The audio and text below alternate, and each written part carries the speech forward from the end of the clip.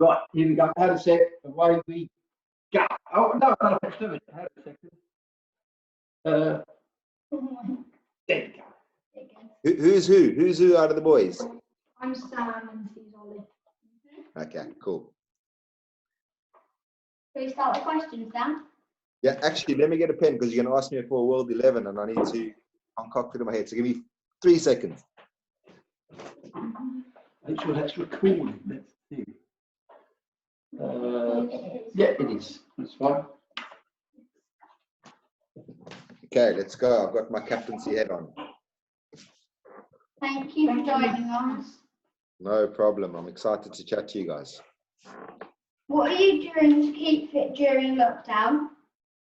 I'm doing a little bit of running. I managed to nick a bit of gym kit from the club. So I've been doing a few weights out the back of my house. But just mainly just keeping busy as opposed to actual physical training because it's still quite a long time before we start playing again. Yeah. What's your best experience in the World Cup for Netherlands?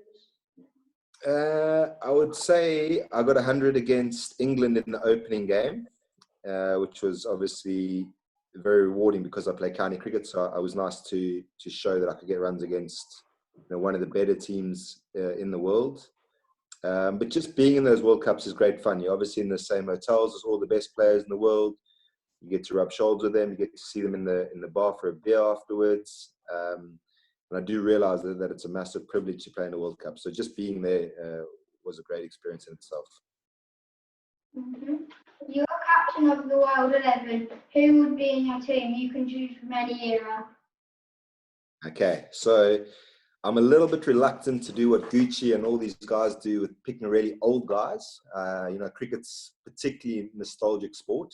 So I'm going to try to be a little bit funky. And I did think about it in bed last night, but I haven't written it down. So we'll crack on as we go ahead, okay? And then I might have to make some changes at the end. But I'm going to open with Mr. Graham Gooch and Sir Alistair Cook.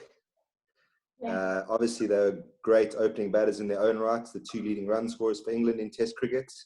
But probably more importantly for me, they're both Essex men, and they're both good Essex men. They care a lot about our club.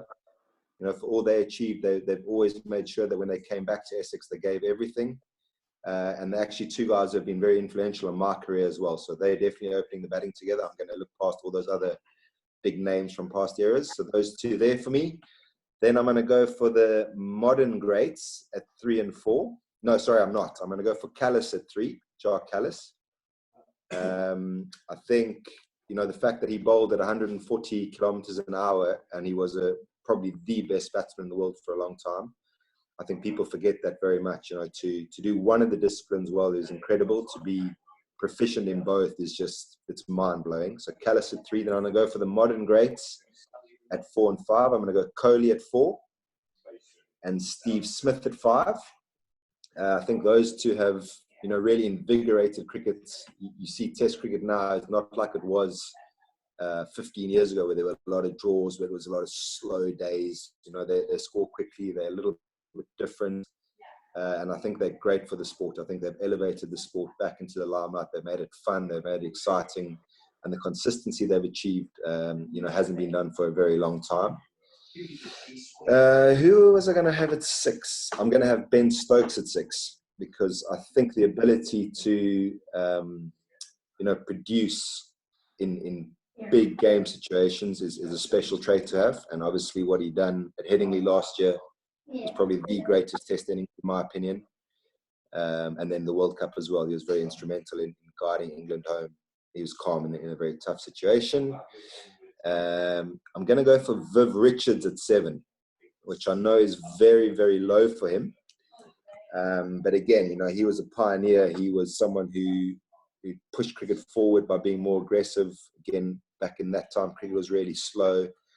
And the flair and the way he batted was most impressive. And I'm also very pleased to say that he is a lovely man. Again, someone who, after all he's achieved, whenever he sees you, he's very friendly. He's always smiling. I'm sure you've seen on TV now when he's in the PSL and that. He's just a lovely man, and cricket needs people like that. It's very important that you have good people around, not only good sportsmen, but people who conduct themselves well and who help other people along. Okay, so what have we got to 7? I've thought about my bowlers. I'm going to go Dale Steyn. I'm going to go Jimmy Anderson. And I'm going to go Pat Cummins. So again, I've stayed away from the classics, your Ambroses, your Welshes, your Akrams, your Eunices. I've gone for modern guys, again, because I think, we always look back and think that these guys were so wonderful. And of course they were wonderful. But like every sport, cricket progresses. And again, I think the consistency and the pace that these guys, particularly Steyn and Cummins, bowl with is exemplary in keeping yourself fit in the demanding schedule now. And I just think Jimmy Anderson, I wouldn't leave him out of any team. He's the most skillful bowler I think the world's ever seen. He's not particularly quick, but he just does everything right all the time. My spinner is going to be Mira Litherin. Okay, that's because I would go for Simon Harmer because he's the greatest spinner I've seen live, and he's in my house. But I think 800 Test wickets, the highest wicket taker of all time. And again, someone who, importantly, he really put Sri Lanka on the map. Sri Lanka were a little bit like Bangladesh or Zimbabwe. They were just a struggling Test team, and he elevated them to a powerhouse in cricket along with Sangakkara and Jai Wardner. But, I like the fact that he was different in that. And then I've got one more spot. Is that right? 1, 2, 3, 4, 5, 6, 7, 8, 9. 10.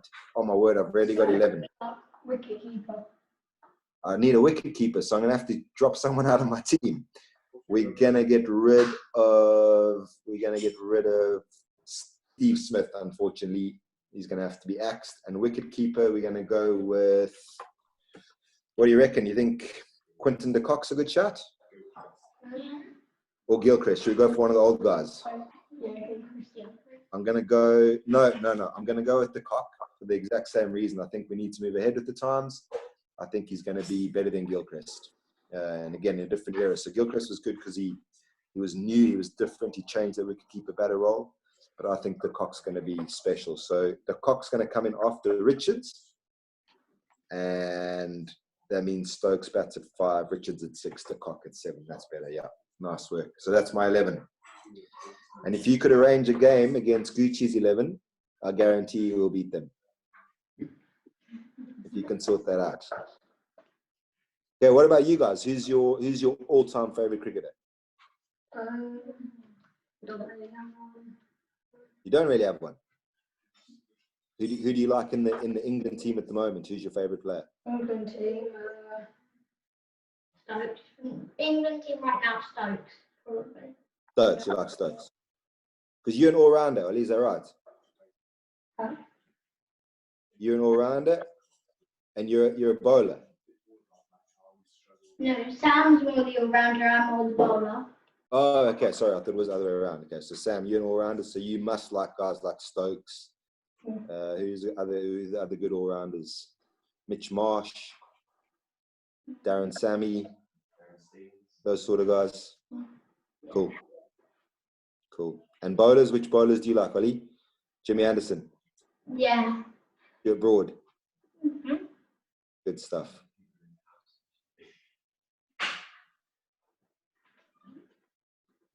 What advice can you give us to play for Essex? To play for Essex? I think you need to be very diligent. I think cricket's one of those sports that the more work you put in, the better you get. It's as simple as that. So if you're really keen to do it, you've got to be prepared to put in the hours. You've got to train more than other guys. You've got to train smarter than other guys. So at your age, it's probably most important just to enjoy it and hit it. But if you're not very good at, say, for instance, you're not very good at playing the short ball, you need to go and spend lots of time being able to play the short ball. If you're not very good at defending, you need to spend a lot of time defending it. And then I think it's also important to help other people along. You'll enjoy it a lot more yourself and you'll get a lot more satisfaction out of it. And then that'll make you enjoy it more and then you'll get better. I think enjoying it and getting better are linked as well. So that would be my main advice. Okay. What is your favourite moment or moments for both Essex and Holland? So you would think that it would be like a big moment, like lifting the championship trophy, which we managed twice in the last 3 years. But it's just being around the guys. The memories that come to mind are if we win a 4-day game and we're sitting outside having a beer on the balcony and chatting and just catching up, just spending time with those guys. And more just the journey, the fact that we've come from being a Div 2 team to now winning the championship, and the fact that we finally managed to win the T20 last year. If I think where we were and where we've got to, that's very rewarding, and that would probably be the most enjoyable part at Essex. And with the Dutch team, I'd probably have to say beating England at Lord's in the T20, in the opening game of the T20, I think it was 2011. I don't actually remember what year it was. No, it was 2009. That stage at Lord's, and we were never expected to win. They were a very good team, and we managed to burgle a victory, and that was a pretty special time.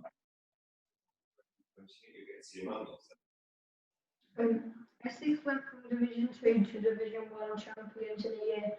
What changed your captaincy? Yeah, my captaincy, yeah, that was the big difference. Nah, I'm just messing. What changed, if you look at, from a cricketing point of view, what changed, we signed Simon Harmer, who I said earlier is the best spinner I've seen.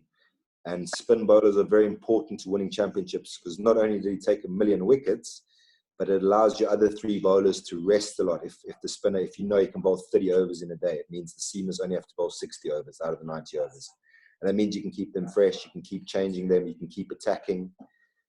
So that was very important. Our batters sort of matured at the same time. So Tom Wesley went from being a steady batter to a very good batter. He obviously played for England in that time. Dan Lawrence went from being a young kid to a very good batter. Nick Brown went from being a club cricketer to a very good opening batter. So the runs were there, and then when you pile on runs and you've got a spinner and 3 good seamers, that is a recipe for winning championships. And again, I think the coaches we brought in, they were very good at creating an atmosphere where everyone loved being around the place. So you want to train, you want to be there, you want to share the success with the other guys who do well, and that helped the team environment a lot too. What is your most exciting game? My most exciting game ever, I would say in 2017 when we won the championship. We played Middlesex in a day-night game, and it looked like it was going to be a draw. They just hung on, and then the last hour we took 6 or 7 wickets. I don't remember, but we had everyone around the bat, and it was a very important game to win at that stage of the season to jump ahead in the table. And just the way it all came together under lights on the last evening was a very memorable game, and like I say, a very important game to get in the championship. What influences did Graham Gooch have on your career? Well, so many. So when I first came over, I was playing cricket in Holland. That was my first contract. Gooch used to take me to the airport every Sunday morning at 5 o'clock. I used to stay at his house on a Saturday night. He'd drive me to the airport, and then he'd pick me back up when I got back on Monday to be at Essex. So, just the fact that he used to wake up at 4 o'clock on a Sunday morning was the start of his input into my career.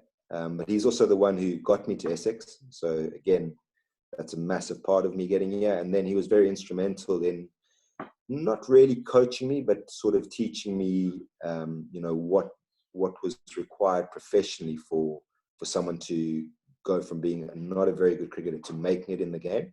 So I kind of followed his blueprint of training really hard, of being fit, of being tough and resilient. And he's probably certainly in the early part of my career, my biggest role model and mentor. So him and Grant Flower are the 2 guys who have played the most significant role in my career.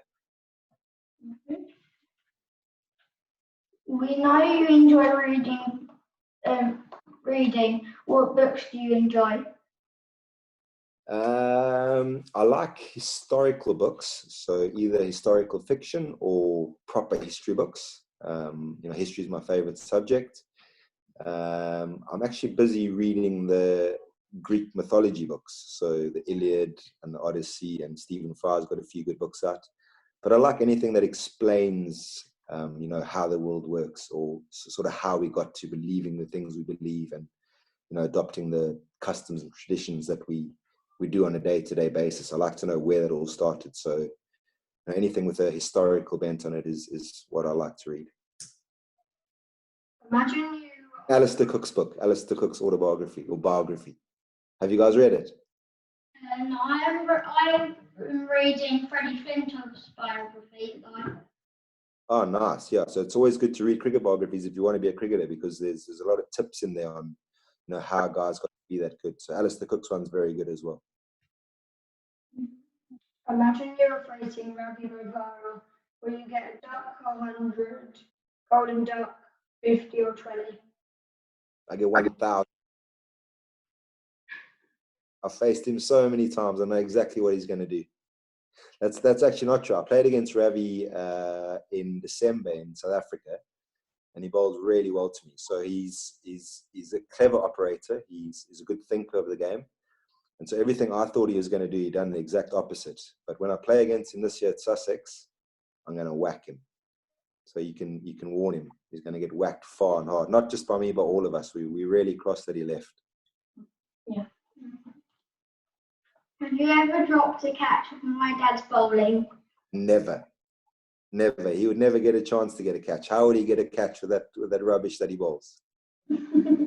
No, that's not true. And your dad reminded me the other day, first ball he bowled to Paul Pritchard, who was a very good Essex cricketer as well.